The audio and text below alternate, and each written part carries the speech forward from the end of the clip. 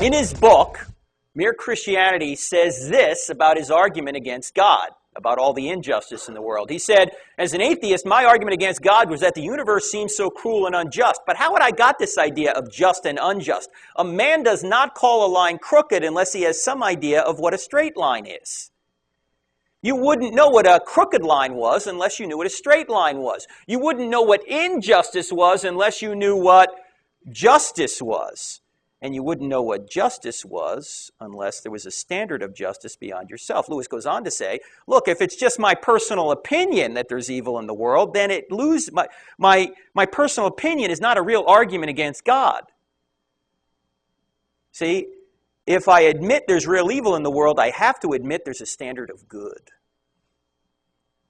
Now, for those of you who were in here the other night, let me just say this is going to be review here for just a minute, but let me just point this out, that if there is no God, then you can't say that this was really wrong. 9/11. Oh, you could say you didn't like it. You could say it was inconvenient. You could say it made you sad, but you can't say it was objectively morally wrong. Why not? Well, because that's just your opinion against bin Laden's opinion. It's just two human beings arguing here. If there's no standard beyond humanity, who's to say you're right? Well, there is no right. It's just your opinion. Same thing. If there is no God, you can't say that this was morally wrong. The Holocaust. That's just your opinion. It's just your opinion against Hitler's opinion.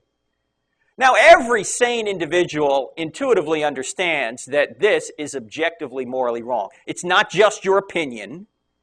It's not just something like a taste or a flavor. It's objectively morally wrong, and if it's objectively morally wrong, there has to be somebody who made it objectively morally wrong. Every prescription has a prescriber. If there is a prescription on humanity that says this is wrong and say love is right, then somebody must have prescribed it. Suppose you go to the pharmacist with a prescription and you hand it to him, and he says, hey, who prescribed this? And you go, nobody. Are you going to get the medicine? No. All prescriptions have prescribers, and there is a prescription out there. In fact, you can look at it this way. How do you know who's right and who's wrong, Mother Teresa or Hitler? How do you know who's right and who's wrong? A standard. There's got to be a standard. Mother Teresa's not the standard. Hitler's not the standard. In fact, here's an easy way of looking at this. How do you know which map of Scotland is better? What would you need to see? You'd have to see a real place called Scotland. And when you see a real, unchanging place called Scotland, you can see that map A, while it's not perfect, is a better representation of the real Scotland than is map B. If Scotland doesn't exist, these two maps are meaningless, right? Likewise, if there's no standard of morality beyond Mother Teresa and Hitler, then anything you say about their morality or immorality is meaningless as well. That's just your opinion. But since here, real Scotland does exist, we can see that map A is better. Not perfect, but better. That's exactly what you do when you compare Mother Teresa and Hitler. Mother Teresa wasn't the standard. Hitler wasn't the standard. There's a standard beyond both of them by which we measure both of them. And we say Mother Teresa lived up to that standard better than did Hitler. Again, C.S. Lewis said it best.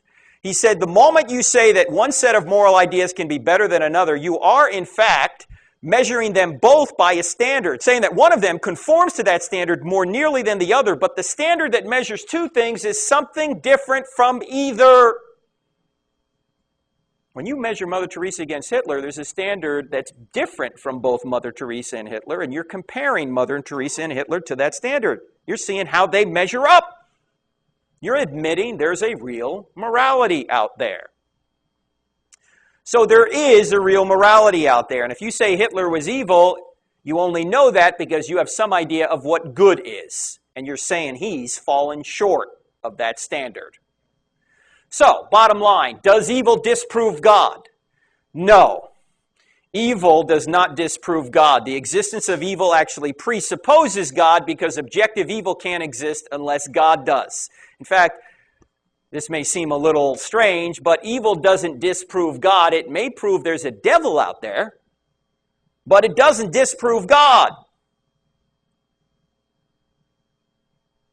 Because Evil just points to good. Evil only makes sense in light of good. So there may be a malevolent being out there that is causing some of this evil, but that doesn't mean that there's no good, there's no God. In fact, evil, as we'll see in a minute, can't exist on its own.